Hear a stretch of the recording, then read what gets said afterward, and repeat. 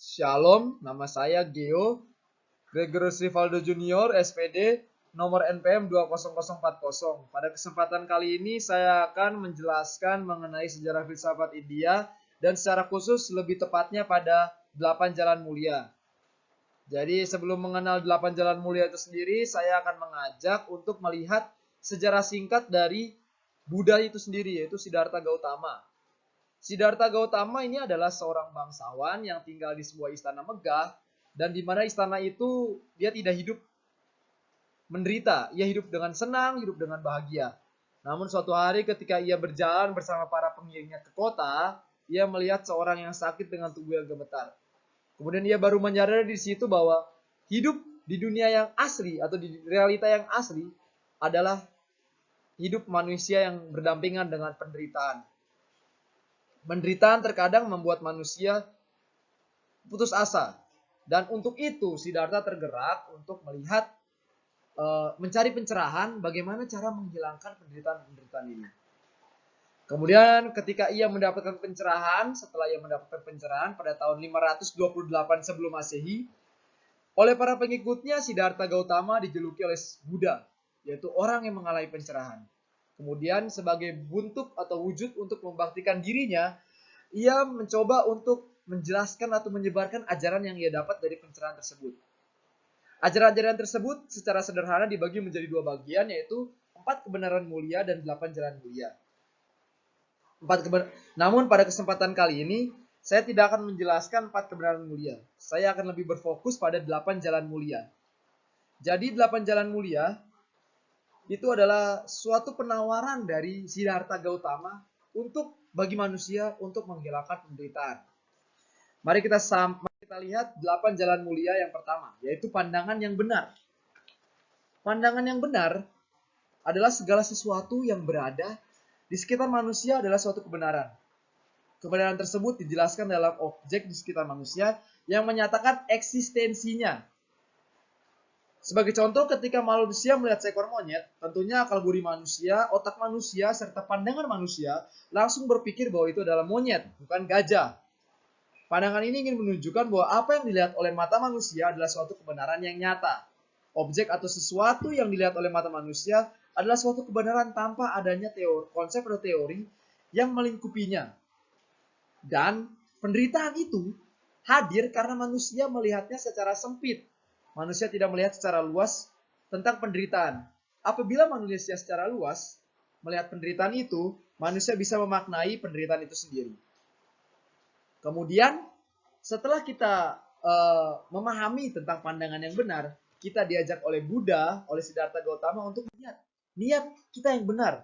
Ketika kita melihat sesuatu yang benar menurut kita, tentunya ada niatan dari diri kita untuk sadar bahwa segala sesuatu yang ada di sekitar kita, makhluk hidup dan segala macamnya itu hidup saling bergantungan dengan kita.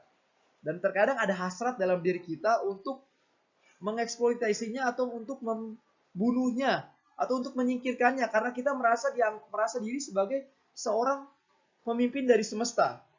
Dan Buddha itu menyatakan bahwa itu adalah pemikiran yang keliru. Kita ini semua sama. Kita ini semua saling tergantung, dan dengan itu, dengan niat yang benar, kita berusaha untuk menekan segala hasrat dan nafsu yang bertujuan untuk memuaskan diri sendiri, dan juga kita juga diajak untuk mengembangkan rasa cinta kasih kita sehingga kita dapat menyeimbangkan harmonisasi hidup yang ada di dunia ini. Selanjutnya, kita melihat bicara yang benar. Berbicara adalah sebuah komunikasi yang bisa mendekatkan relasi seorang manusia dengan manusia yang lain. Momen manusia melakukan percakapan adalah satu tanda bahwa manusia merupakan makhluk yang membutuhkan satu dengan yang lainnya. Buddha memberikan peneguhan melalui ajarannya bahwa konsep pembicaraan yang baik adalah dengan mengutarakan segala kebenaran tanpa adanya intervensi dari pihak asing. Jadi kita diajak untuk murni mengucapkan atau mengungkapkan apa yang ada dalam diri kita. Kita ungkapkan segala sesuatu yang dalam diri kita. Tentunya apa yang kita ungkapkan mengandung hal-hal yang positif. Kita diajak untuk menghindari dan mencoba untuk menekan segala hal-hal yang negatif yang terkadang kita tidak sadari kita ucapkan dalam pembicaraan kita. Lalu untuk menghasilkan suatu pembicaraan yang benar, kita perlu menyelaraskan pikiran, pandangan, serta niatan kita. Sehingga kita menghasilkan pembicaraan yang benar. Kita dapat berbicara yang baik kepada sesama, dan juga memberikan dampak yang positif kepada sesama. Kemudian yang selanjutnya adalah tindakan yang benar. Yang benar. Kesesuaian antara hati, pikiran, dan perkataan menghasilkan tindakan yang benar. Setiap tindakan tentunya mengandung resiko. Pemahaman ini adalah sesuatu yang wajar karena apa yang dilakukan tentunya akan berdampak dengan sekitarnya. Sebagai contoh, ketika manusia berperang, dampak yang ditinggalkan adalah kerugian. Namun ketika manusia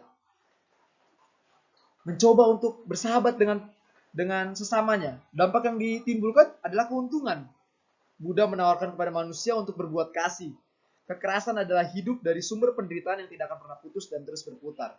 Ketika kita melakukan kekerasan kepada sesama kita, intinya sesama kita akan membalasnya kepada kita, dan kita juga akan membalasnya kembali. Jadi seperti roda yang terus berputar tanpa adanya henti. Sehingga Buddha menawarkan kepada kita ya, hidup sebagai seorang manusia itu adalah hidup yang kasih. Hidup penuh dengan ajaran kasih, hidup penuh dengan cinta kasih kepada sesama kita. Bukan hidup dalam kekerasan. Tentunya lewat tindakan-tindakan sehari-hari kita harus menunjukkan bahwa kita harus mengasihi sesama kita. Kita tidak boleh melakukan kekerasan kepada sesama kita. Dan itulah hal-hal yang menunjukkan bahwa kita tergantung, kita hidup bergantung dengan sesama kita. Karena kita sadar bahwa kita ini tidak bisa apa-apa tanpa adanya sesama kita. Tindakan yang benar apabila dilihat secara lebih luas lagi, akan menghasilkan suatu mata pencarian yang benar. Manusia yang bertindak benar tentunya akan memenuhi kebutuhan hidupnya secara benar. Buddha melarang manusia untuk melakukan hal-hal seperti pencurian, menipu, berbuat curang, berburu binatang, melakukan pelacuran, ataupun perbudakan. Hal-hal itu adalah hal-hal yang ditentang oleh Buddha. Karena hal-hal tersebut tidak menunjukkan bahwa kita seorang manusia yang hidup dengan kasih. Memang cara-cara tersebut lebih banyak menghasilkan uangnya dan lebih banyak bisa memenuhi kebutuhan kita daripada melakukan hal-hal yang benar. Namun tentunya akan menjadi sia-sia karena manusia belajar untuk memperoleh suatu hidup yang tanpa penderitaan, hidup yang mengatasi penderitaan. Namun karena kita melakukan mata pencarian yang salah, penderitaan akan tetap ada di sekitar kita. Mata pencarian yang benar itu juga harus diusahakan dengan usaha yang benar. Usaha yang benar adalah usaha untuk mencegah munculnya keadaan, pikiran, atau tindakan jahat dalam diri kita. Membebaskan diri kita dari keadaan pikiran jahat, kemudian menciptakan keadaan pikiran yang baik dan sehat, serta mengembangkan dan menyempurnakan keadaan pikiran yang baik dan sehat itu. Keempat hal itu adalah suatu hal yang ideal bagi Buddha. Hal yang ideal bagi kehidupan manusia.